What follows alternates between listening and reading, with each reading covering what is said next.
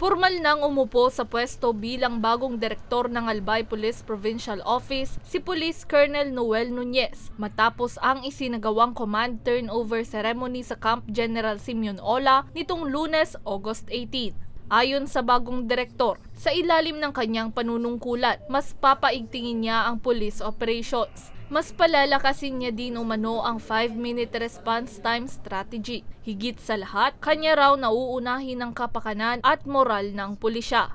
Unahin ko yung tinatawag natin na yung moral and welfare ng mga tao. Doon sa moral and welfare, siyempre yung physical, tapos yung mental wellness ng bawat personnel kasi napaka-importante nito dahil siyempre alam mo naman ang trabaho ng pulis.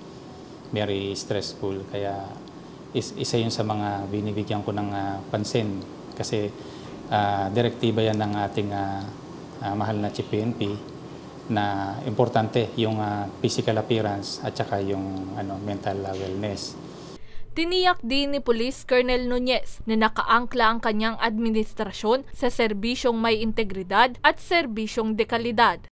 Number 1 yung sa anti-illegal drugs, sa anti-illegal gambling, tapos doon sa loose firearms, arrest of wanted person, terrorism.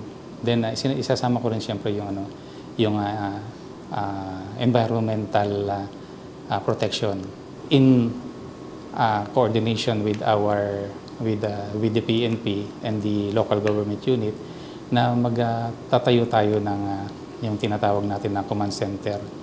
Yun nga, yung parang state-of-the-art command center na naka-align sa PNP para mabilis talaga yung responde. At yung interlink with other government agencies para maganda yung effort natin pagdating doon sa mga man-made at saka natural disaster response. Si Police Colonel Nunez ay dating hepe ng Investigation Management Division ng Highway Patrol Group at miyembro ng PNPA Class of 1999 Tanglaw Lahi. Para sa mga balitang Tatak Bicol, May Insinares.